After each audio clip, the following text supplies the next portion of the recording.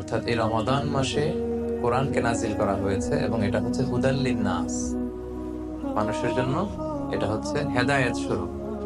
আল্লাহ বলেননি যে হুদাল লিল মুত্তাকিন, মুত্তাকিদের জন্য হেদায়েত স্বরূপ, হুদাল লিল মুসাল্লিন, শুধুমাত্র মুসল্লিদের জন্য এই কোরআনটা হেদায়েত স্বরূপ, এরকম আল্লাহ বলেছেন? বলেন।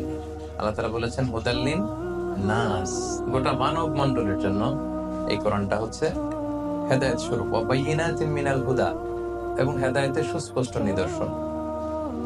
ওয়াল ফুরকান, এবং সত্য মিথ্যার পার্থক্যকারী হিসেবে এই কোরআন এসেছে। It differentiate between right and wrong. আপনি যখন কোরআন পড়বেন, কোরআন বুঝবেন, কোরআনের মেজাজ যখন নিজের মেজাজকে সাজাবেন, কোনটা সত্য কোনটা মিথ্যা এটা আপনি আইডেন্টিফাই করতে পারবেন। ফুরকান, আপনার মধ্যে এরকম একটা ক্যাপাসিটি আসবে, শুনলে বুঝবেন না এটা তো ভণ্ডামি, শুনলে বুঝবেন না এটাই হক। এটার জন্য এত ফতোয়া জানা আপনার লাগবে না, এত ডক্টরেট ডিগ্রি আপনার লাগবে না, আপনি নিজেই বুঝতে পারবেন। এতটুকু আকল আল্লাহ তাআলা আমাদেরকে দিয়েছেন। তাহলে এটা হচ্ছে গোটা মানব মণ্ডলের জন্য হেদায়েত।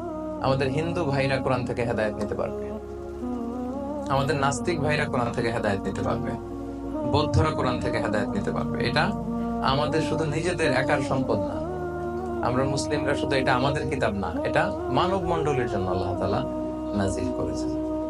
এবং এই কিতাবটা আল্লাহ তাআলা এই বরকতময় রমাদানুল মুবারাকে নাজিল করেছেন। এবং এই কোরআন আল কারীমটা এটা হচ্ছে একটা টাইমলেস মিরাকেল।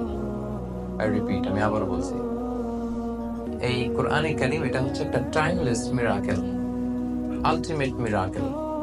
এটা হচ্ছে এমন একটা মুআজিজা যেটা চিরন্তন মুআজিজা, এটার মুআজিজার কোনো শেষ নাই।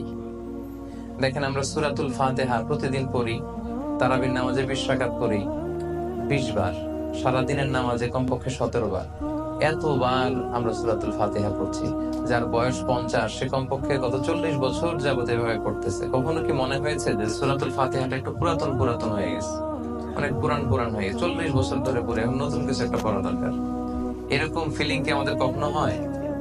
কথা বলেন, কখনো হয়? হয় না।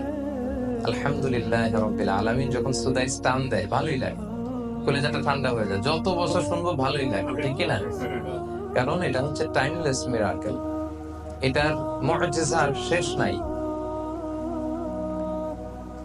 সব নবীকে আল্লাহ তাআলা মুআজিজা দেন, বিষ্ণু ঈসা ইসলামকে আল্লাহ তাআলা এই কোরআনকে মুআজিজা হিসেবে দিয়েছেন এবং এটা চিরকাল থাকবে। সুবহানাল্লাহ পড়েন। সব নবীকে আল্লাহ তাআলা as a proof of their prophethood, তারা যে নবী এটার প্রমাণ হিসেবে আল্লাহ মুআজিজা দেন। এবং সব মুআজিজার ইতি ঘটে গিয়েছে, কিন্তু কোরআনের ইতি ঘটে নাই। আপনারা একটু খেয়াল করলেই বুঝবেন, দাউদ আলাইহিস সালামকে আল্লাহ তাআলা মুআজিজা দিয়েছেন এবং আল্লাহ তাআলা বলেছেন ওয়া আলান্না লাহুল হাদিদ, আমি দাউদ নবীর জন্য লোহাকে নরম করে দিয়েছি। দাউদ আলাইহিস সালাম যদি লোহার মধ্যে টাচ করতেন, মুহূর্তে লোহা গলে নরম হয়ে যেত। ওই গলিত লোহা দিয়ে তিনি অনেক কিছু বানাতে পারতেন। কিন্তু মজার ব্যাপার হচ্ছে, দাউদ আলাইহিস সালাম যখন ইন্তেকাল করলেন, পৃথিবীর আর কেউ কি লোহা ধরলে গলে নরম হতো? সবাই বলবেন নরম হতো না। দাউদ আলাইহিস সালাম ইন্তেকাল করলেন, উনি শেষ, সাথে সাথে ওনার মুআজিজাও শেষ। কেউ আর লোহা ধরে গলাতে পারেনি, নরম করতে পারেনি। মূসা আলাইহিস সালামকে as a proof of his prophethood, তার নবুয়তের প্রমাণ হিসেবে আল্লাহ মুআজিজা দিয়েছিলেন একটা লাঠি। সবাই বলেন, কি দিয়েছিলেন? লাঠি। এটা গেড়ে দিলে গাছ হয়ে যেত, সাগরে বাড়ি মারলে আল্লাহর নামে রাস্তা হয়ে যেত, ফেরাউনের সামনে রেখে দিলে এটা হাইয়াতান তাসাহা, সাপ হয়ে যেত। মূসা আলাইহিস সালাম ইন্তেকালের পরেও বনী ইসরাইলের মাঝে এই লাঠিটা ছিল,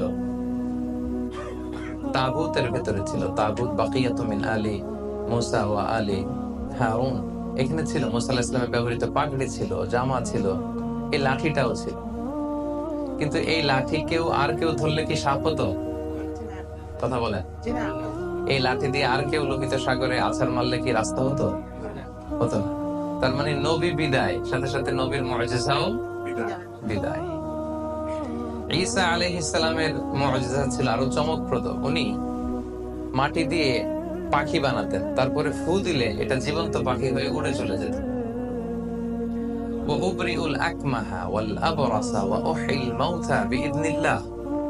উনি অন্ধ রোগীর চোখে হাত বুলিয়ে দিলেন, অন্ধ ব্যক্তির দৃষ্টিশক্তি ফিরে পেত।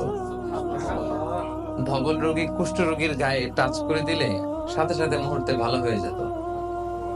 মৃত লাশের সামনে দাঁড়িয়ে যদি বলতেন ইয়া আব্দুল্লাহ কুম বিইذنিল্লাহ, হে আল্লাহর বান্দা আল্লাহর আদেশে দাঁড়াও, মুহূর্তে দাঁড়িয়ে যেত।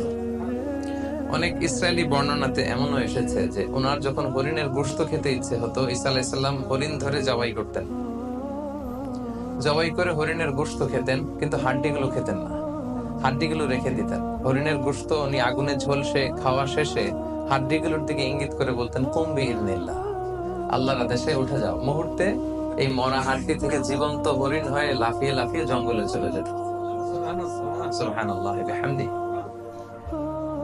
তো ঈসা আলাইহিস সালাম আবার ইন্তেকাল করেননি, একজন নবী কেবল ইন্তেকাল করেননি, ঈসা আলাইহিস সালাম।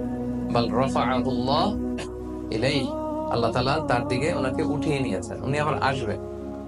তো ওনাকে মারার জন্য বনি ইসরাইলের লোকেরা এক লোককে পাঠালো, যাও তুমি ঈসাকে মেরে আসো। তো সে মারতে যে এই ঘটনাটা খেয়াল করে বোঝা, তাদেরই একজন লোককে বনি ইসরাইল বললো, যাও ঈসাকে মারার জন্য এই ঘরে ঢুকো। তো ঢুকার সাথে সাথে আল্লাহ তাআলা ঈসা আলাইহিস সালামকে বাল রাফাআহুল্লাহ, আকাশে উঠিয়ে নিলেন। আর যেই লোকটাকে মারার জন্য তারা কিলিং মিশনে পাঠালো, তার চেহারাটাকে আল্লাহ ঈসা আলাইহিস সালামের চেহারা করে দিলেন।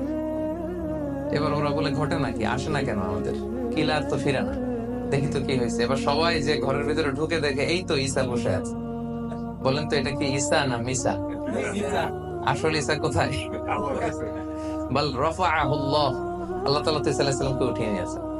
আর তাদের লোকের চেহারা আল্লাহ ঈসা আলাইহিস সালামের চেহারার মতো বানিয়ে দিয়েছে। তারা ঢুকে দেখে এই তো ঈসা।